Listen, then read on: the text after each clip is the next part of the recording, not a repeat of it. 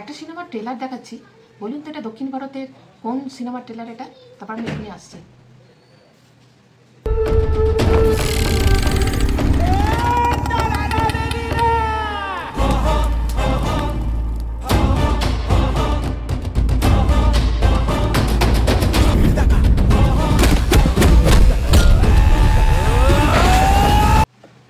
দেখলেন? মাই গড, আমি যখন ফার্স্ট দেখি তখন তো বুঝতেই পারিনি যে এটা আমি কী দেখছি। আমি ভাবছি কোনো দক্ষিণ ভারতের সিনেমা। তারপর হঠাৎ করে খরাজদাকে যখন আমি দেখলাম তখন আমি আবার প্রথম থেকে আবার চালালাম এবং তলায় টাইটেল দেখলাম, তখন আমি জাস্ট অবাক। এটা আমাদের টলিউডের সিনেমা, বাংলা মুভি AK-47। হ্যাঁ, এই সিনেমাটা যে ট্রেলারটা রিলিজ করেছে, জানি না কতজন দেখেছেন, বাট যারা দেখেছেন তাদের বলছি যে মানে ভাবতে পারছি না যে আমাদের টলিউডে এরকম দক্ষিণ ভারতের মতো কি ভিজুয়ালাইজেশন, কি ক্যামেরার অ্যাঙ্গেল, কি অ্যাকশন। ট্রেলারটা দেখলে আপনাদের জাস্ট মনে হবে KGF দেখছেন বা ওই জাতীয় কোনো দক্ষিণ মুভি দেখছেন। মানে এত সুন্দর ক্যামেরার কাজ এবং অ্যাকশনগুলো এত পারফেক্টলি করা হয়েছে যে আমাদের যে টলিউডে এরকম মুভি তৈরি হতে চলেছে, হচ্ছে, মানে ভাবতেও ভালো লাগে।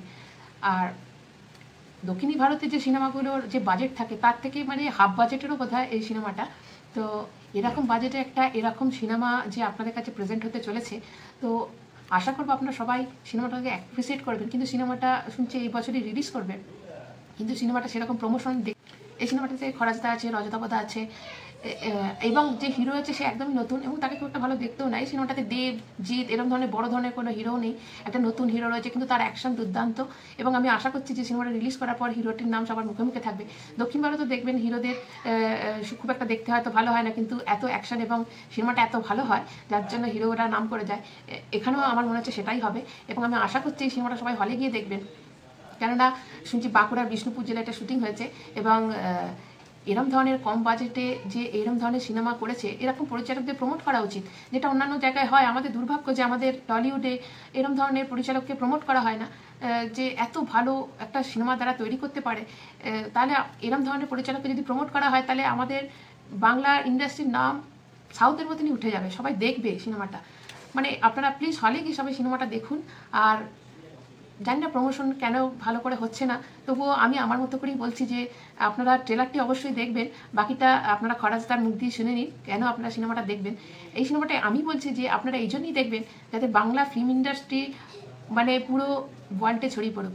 যেমন দক্ষিণ ভারতের মুভিগুলো এখন আমরা সবাই দেখি, তেমন সেরকমই টলিউডের মুভিও যাতে সবাই দেখে, সেই জায়গাটাই মনে হচ্ছে হতে চলেছে। তো বাকিটা আপনারা খরাজদার মুখ দিয়ে শুনে নিন। আর আমার চ্যানেলটা অবশ্যই সাবস্ক্রাইব করে নেবেন। আর এই সিনেমাটা নিয়ে যদি আপনাদের কোনো বক্তব্য থাকে অবশ্যই আমাকে কমেন্ট করে জানাবেন। আজকের মতো টাটা। 47 মেনলি অ্যাকশন ছবি এবং তার সঙ্গে অনেক প্রেম, তারপর আরও অনেক কী বলবো ইমোশনাল সমস্ত সিনস আছে, ভালো ভালো মোমেন্টস আছে, সুন্দর গান আছে, নাচ আছে এবং চমৎকার টানটান একটা গল্প আছে। বিপ্লবের সঙ্গে আমার এটা প্রথম ছবি, কিন্তু খুব যত্ন করে ছবিটি করার চেষ্টা করছি।